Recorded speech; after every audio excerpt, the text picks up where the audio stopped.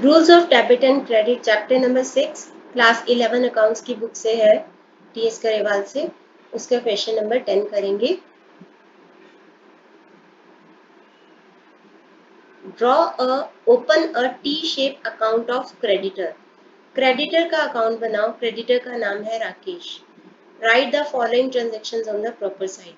तो राकेश का अकाउंट बनाएंगे। राकेश जो कि हमारा क्रेडिटर है, अकाउंट बनाएंगे टी शेप का। क्रेडिटर का अकाउंट बनाएंगे टी शेप का।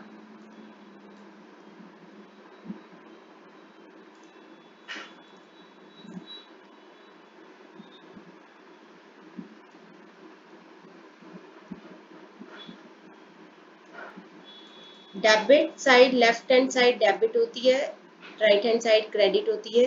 डेबिट को डीआर और क्रेडिट को सीआर लिखते हैं।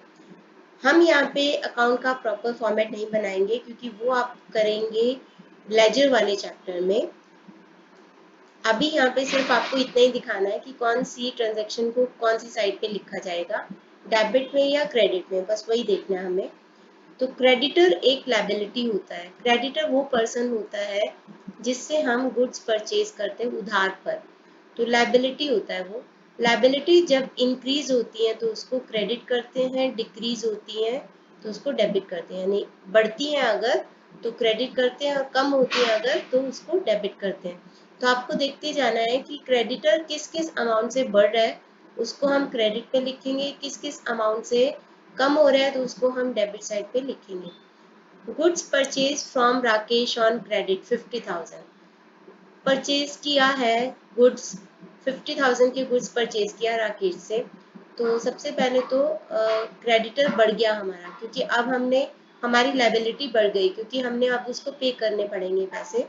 तो लायबिलिटी बढ़ती है तो उसको क्रेडिट करते हैं। तो 50,000 यहाँ पे लिख दो और यहाँ पे लिख देंगे परचेज गुड्स। हालांकि जब हम प्रॉपर लेजर वाला लिखेंगे, लेजर वाला चैप्टर करेंगे, उसमें अकाउंट बनाएंगे, ऐसे नहीं लिखते, ऐसे पोस्टिंग नहीं करते।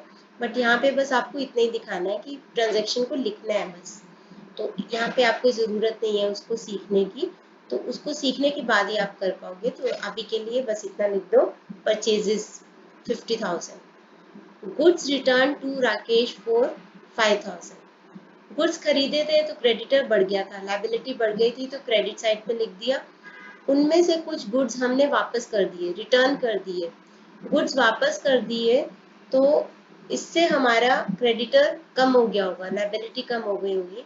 मान लो मैंने किसी से 10,000 के गुड्स खरीदे, 2,000 के मुझे पसंद नहीं आए, मैंने वापस कर दिए।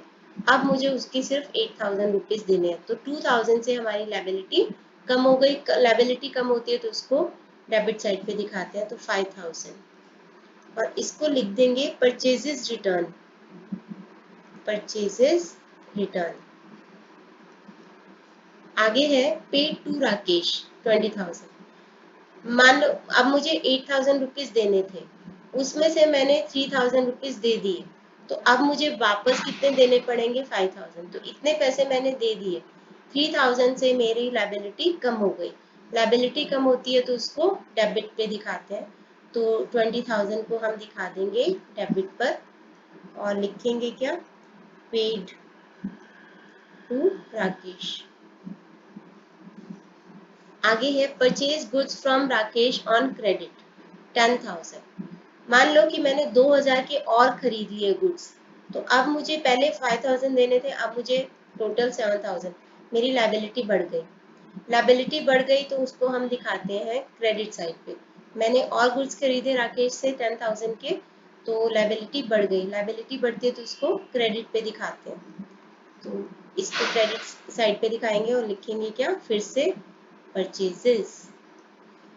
लायबिलिटीज, अब यहाँ पे इस साइड का टोटल है, क्रेडिट साइड का टोटल है 60,000 जो कि ज्यादा है, और डेबिट साइड का टोटल है 5,000 प्लस 25,000 है। तो 60,000 में से 25,000 को माइनस कर दो, वही हमारा बैलेंस आ जाएगा। इधर का टोटल भी कितना होना चाहिए, 60,000 होना चाहिए।